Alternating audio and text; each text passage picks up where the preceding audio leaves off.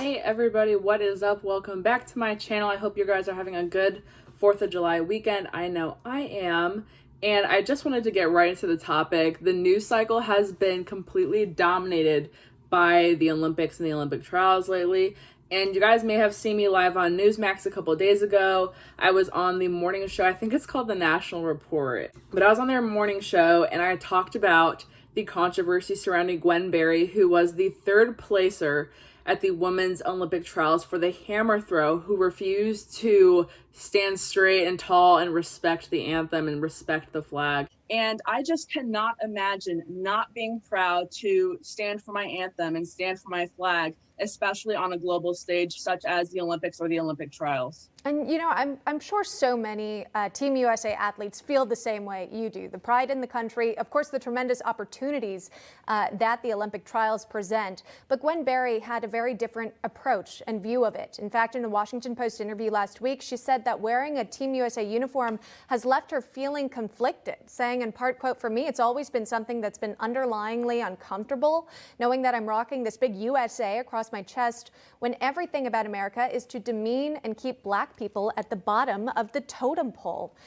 She also claimed that the playing of the anthem was a setup, the timing of it all. An event coordinator dispelled that idea. I'm not bothered by other people's protests because, you know, freedom of expression or whatever. It did irk me a little bit because I don't know why you would want to be representing the United States on the world stage, such as at the Olympics, if you are not proud to be an American or don't want to be associated with the anthem or the flag. Like, if you win, they're going to play the anthem and you're going to have to hold the flag. And have you seen the uniforms? The Olympic uniforms are usually pretty patriotic. I mean, they're usually red, white, and blue. So I don't know why you would want to associate yourself with that and then say, oh, they set me up. I didn't know that the anthem was going to get played. They did that to piss me off specifically. Girl, nobody's worried about you. I guarantee nobody was worried about pissing you off specifically. But that's not actually the Olympic news I'm talking about today. Today, I want to talk about two people and how their stories relate to each other. So Sha'Carri Richardson came under my radar when I saw that she won the Olympic trials. I don't keep up with track that much. I mean, I ran track in high school for one season and then quit to do wrestling. And I was not that fast. I mean, I'm decent, but nothing to write home about. What I was actually good at was shot put and discus. So that's kind of why I was interested in the Gwen story, because as a fellow former female thrower, I was like, girl, I would love to be up there. Like, I would love to be standing for my anthem. And I do that all the time for wrestling as well. And I'm very, very excited to compete again, you know, once all this COVID shit blows over. As I was saying, I don't follow track that closely until it comes to the Olympics. So I was watching the Olympic trials. I saw this girl with flaming red hair and nice big lashes and nice nails. Like, I love a girly girl, right? Like, I wear makeup, I wear weave, like, I love it. But I was watching Sha'Carri Richardson and I just loved her energy. I loved how fast she was, how powerful she looked. I love her personality and her vibe. I watched the post-meet interview that she gave and it was just phenomenal. I really thought, wow, this is somebody that, you know, young girls and just young athletes in general could look up to. Fast forward to now, as of today, she has been disqualified from running in Tokyo this summer because she tested positive for THC. Now, if you know me, if you scroll back a few videos on this channel, you will see me partaking in the consumption of THC. Now, Sha'Carri did know that smoking weed or ingesting cannabis of any kind, that was going to be against the IOC rules. Weed is actually very illegal in Japan. So even though it was legal in the state where she did it, in Oregon, it's not legal in Japan. I feel like it should be legal everywhere. That's my libertarian brain talking, but she did know the rules and she did own up to it and just said, you know, she's human. She made a mistake, but she accepts the responsibility. And it doesn't seem like she's going to fight this decision. However, the Twitter stands, including myself, have been kind of up in arms about it. It is just absurd to disqualify someone for smoking weed. It is not a performance enhancing drug whatsoever. I mean, you could definitely make the argument that it does the opposite. I mean, it could affect your lungs, it could affect your stamina, it could affect your eating habits. I know that I get the munchies.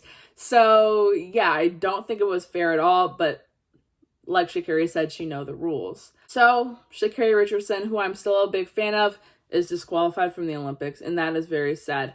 On the flip side, Laurel Hubbard, a biological male who competed as a male in powerlifting, and not that well, may I add, was not at the Olympic caliber at all, was not winning big tournaments at all, and is now in their 40s, I believe 42 or 43 to be exact, transitioned into a woman and is competing on behalf of New Zealand in the open weight category in women's weightlifting. So THC, this scary performance enhancing drug that is not allowed in the Olympics and not allowed in Japan, that was enough to disqualify a biological female athlete, Sha'Carri Richardson. But being born with a dick and balls is not enough to disqualify Laurel Hubbard. Now, I want y'all to look at this picture, and I want you to look at it closely. Look at the body language. These are two biological women on the sides in second and third place. Now, when I posted this on Twitter, some people were like, oh, well, they look like men too. No, I promise, those were born women. They just have huge shoulders because they are crazy strong fucking power lifters. So they're just the cream of the crop, probably among the strongest women in the planet. But these indigenous women are second and third because a biological male who is white and middle-aged took first place after not performing well against the men's division at all. Seems a little hypocritical. Now, this picture to the left, wouldn't this look like white supremacy? Would this not look like patriarchy? Is this what feminism is supposed to give? Because it's not giving what I thought it was supposed to give. It's not even giving what y'all said it was supposed to give. No, I wasted my money. You know, feminism to me, and I don't even consider myself a feminist because it turns into shit like this.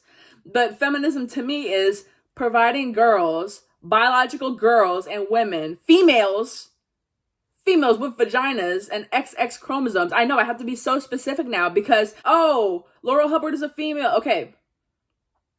I recognize that transgenderism is a real thing. I recognize that gender dysphoria is a real thing.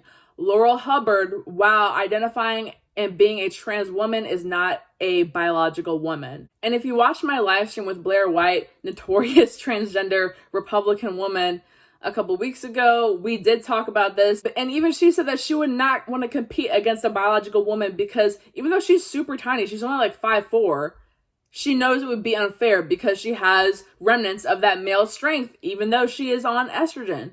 You know, even though she's had surgeries. So I'm just kind of weighing this in my mind like, okay, Sha'Carri smoked weed, and this is a whole ass biological male competing against women. It's not bigotry to point out facts. It's not transphobic to say that this person will definitely have a physical and strength advantage over a biological woman. It's very clear to see because this is somebody who is 20 years older than their female counterparts because weightlifting is hard on a woman's body. Their careers do not last that long. Since this guy or woman was a guy for 30, 40 years of their life, then transitioned into a woman, they still have bone density, height, lung capacity, arm span, all these things that are a great advantage in this sport. So while the International Olympic Committee wants to be all woke and allow trans athletes into women's sports,